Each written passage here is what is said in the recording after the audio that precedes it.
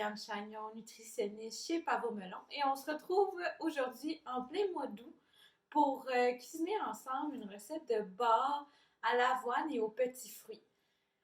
Donc la recette provient d'une collègue nutritionniste, Vanessa Perronnet, de chez Motive Nutrition. Je vais vous laisser le lien vers sa page et la recette avec cette vidéo. Fait que vous pourrez facilement retrouver par écrit tout ce dont vous avez besoin. Pourquoi j'ai choisi cette recette-là? C'est que je sais que rendu au mois d'août, c'est le temps là, où on a fait des cueillettes de fruits et tout ça. Puis c'est super bon là, les manger frais au début. Puis éventuellement, ben, il commence à être un petit peu moins intéressant à manger frais. Donc, c'est le fun d'avoir des bonnes recettes dans lesquelles les passer. C'est sûr que tout ce qui est muffins aux petits fruits, par exemple, et tout ça, des confitures, c'est super intéressant. Mais aujourd'hui, c'est une barre à l'avoine. Ça ressemble un petit peu à un crumble aux fruits, mais il y a un étage d'avoine dans le bas, ce qui fait que ça s'apporte super bien là, en collation au travail ou éventuellement là, lors du retour à l'école. En passant, cette recette-là se congèle, donc on peut en faire des réserves là, justement pour la rentrée scolaire, là, qu'on ne veut pas encore trop y penser. Euh, les étapes de cette recette-là sont super simples. Puis, je vous dirais que l'étape la plus complexe, c'est d'attendre là, le refroidissement complet lorsque ça sort du four pour bien couper les barres. Donc, vous allez voir, là, ça va bien se passer. Il y a plusieurs ingrédients, mais c'est rien de compliqué.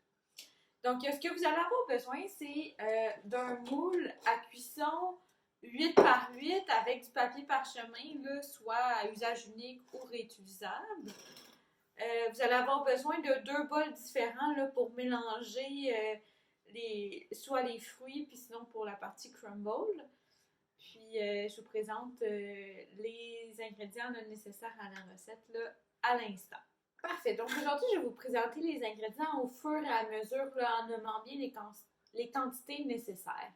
Donc la première étape, c'est de préchauffer le four à 350 et graisser le moule à cuisson puis ajouter un papier parchemin. Je vais vous dire, moi, bien personnellement, depuis que j'utilise les papiers parchemin réutilisables, je trouve que ça va bien, là, puis ils collent quand même mieux au fond là, du plat de cuisson qu'un réutilisable, qu'un à usage unique, pardon.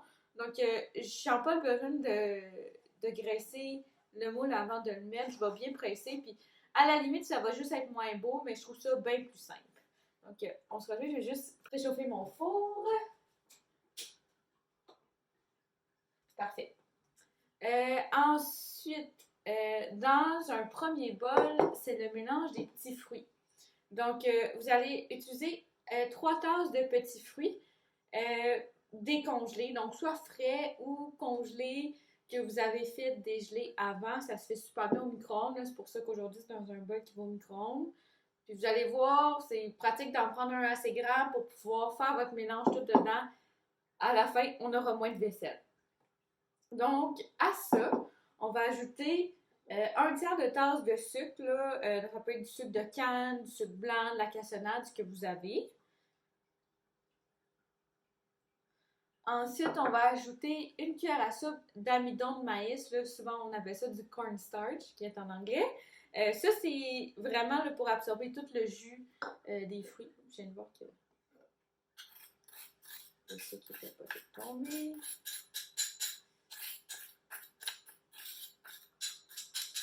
Voilà. Puis, là, dans le fond, ce qu'on fait, c'est qu'on mélange le tout, là, question que ça absorbe le jus des fruits puis que ça se mélange bien. Pourquoi on ajoute du sucre? Ben, c'est sûr que ça va aider aussi à gélifier nos fruits, pas que ça coule. Puis aussi, ça va enlever un peu leur acidité. Encore là, libre à vous là, de choisir la quantité de sucre que vous voulez ajouter. Là, 1/3 de tasse, c'est pas l'enfer, mais si vous voulez en ajouter moins, il n'y a pas de problème non plus.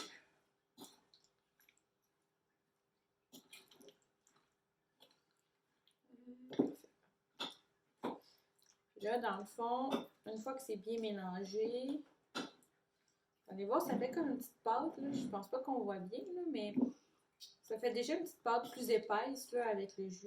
On sait que ça travaille bien à ce moment-là. Mais le gros du travail de l'amidon va être fait dans le four là, avec la chaleur. Fait que ça, c'est simple, c'est fini, on attend, on laisse reposer. Ensuite, dans un deuxième bol, là, ça va être tout le mélange pour le crumble. Fait que vous allez voir, c'est là qu'il y a plusieurs étapes. Donc, on commence par ajouter une tasse d'avoine à cuisson rapide. Donc, c'est l'avoine la plus fine, là, mais tu sais, c'est pas nécessaire du cru aux minutes, là, juste de ne pas avoir les gros grains d'avoine.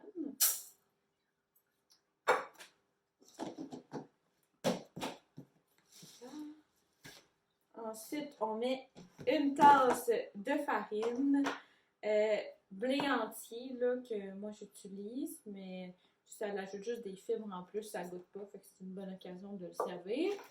Mais si vous avez juste de la farine blanche, ça va faire très bien le travail. Ensuite, on ajoute à ça 2 cuillères à soupe de graines de lin moulues.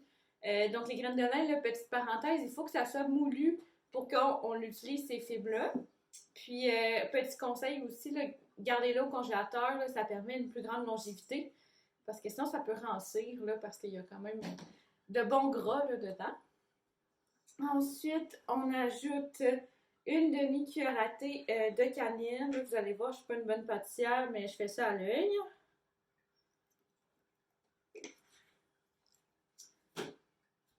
Une pincée, non, une demi-cuillère à thé de poudre à pâte. Voilà. Une pincée de sel, encore là, à l'œil. Le sel, dans une recette, là, ça a beaucoup... Tu sais, on n'en met pas beaucoup comme ça, c'est vraiment pour faire ressortir le petit goût sucré, là. On doit être correct avec ça. Ensuite, là, dans le fond, on ajoute une demi-tasse de sucre. Encore là, celui de votre choix. Moi, j'ai du sucre blanc, mais cassonade, sucre de canne, peu importe, coco, whatever. Ça fait la job. Et moi, ce que je vous conseille, c'est de faire un premier mélange à sec. Donc, sans l'ajout du corps gras qui est fondu. Pour cette recette-là, ce qu'on nous recommande, c'est du beurre. Ça peut être aussi de la margarine si c'est ce que vous avez à la maison, ou même de l'huile de coco. Et je vous dirais que comme il faut qu'elle soit liquide, on pourrait utiliser aussi une huile végétale comme une huile de canola. C'est sûr que les fibres plus fluffy d'un crumble, vous allez avoir un meilleur résultat avec soit le beurre, la margarine ou l'huile de coco. Parce que c'est des matières grasses qui sont solides à température basse. Donc là, on mélange bien. Là, on garde un peu comme ça. Il faut bien humecter.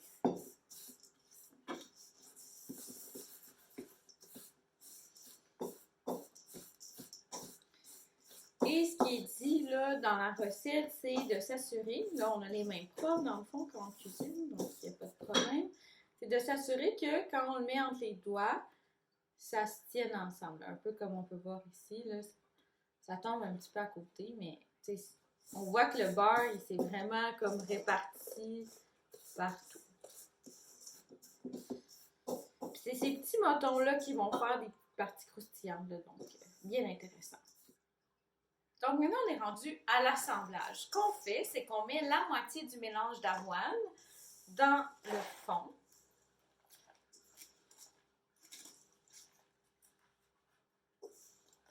Prêt? Puis, on vient bien le presser au fond pour se faire une croûte. Comme ça. Je vais vous montrer, ce ne sera pas bien long. Vous voyez, c'est pas parfait, mais pour moi, ça fait bien le travail. De toute façon, ça reste pas parfait. Ensuite, on ajoute les fruits. Pardon. On va mettre ça comme ça.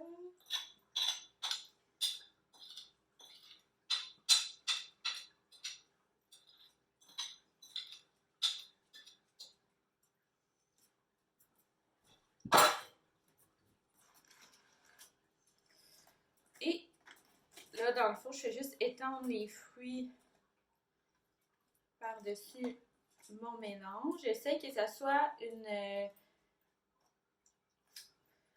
un étage, tu sais, que ça soit égal, là, parce que si je mets des places qui ont beaucoup de fruits et beaucoup de jus, ça va être détrempé.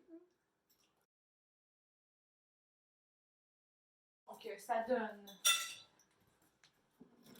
ça ici. Et par-dessus, on ajoute notre deuxième moitié de crumble.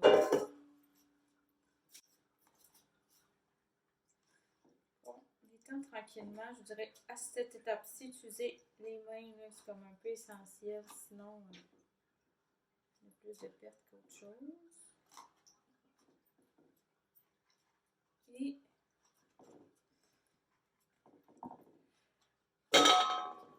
ça donne ça. Okay, je vais mettre ça au four 50 à 55 minutes. Là, on veut que ça soit bien doré sur le dessus. Puis, on laisse refroidir complètement. Ça peut prendre une bonne demi-heure, je vous dirais. Puis, à ce moment-là, on va se retrouver là, pour les couper puis pour la dégustation.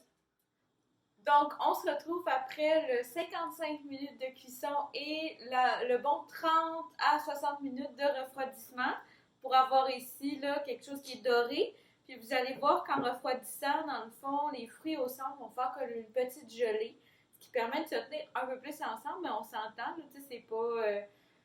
ça reste friable. Donc, on va s'en couper un petit morceau. Bon, ça colle quand même là, à la feuille. Okay.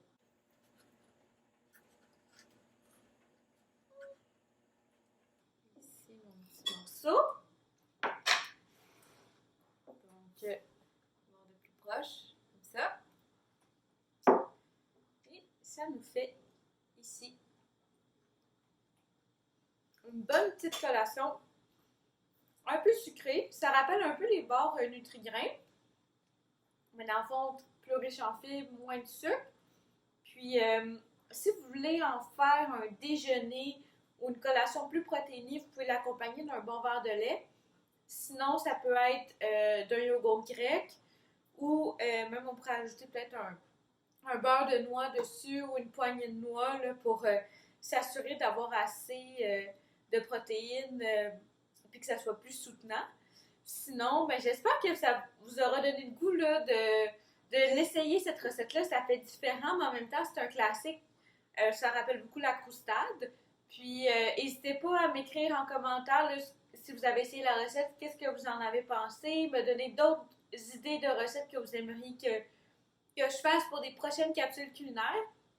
Sinon, ben, on se retrouve en septembre pour une autre capsule culinaire. Je vous souhaite une bonne journée. Bye bye!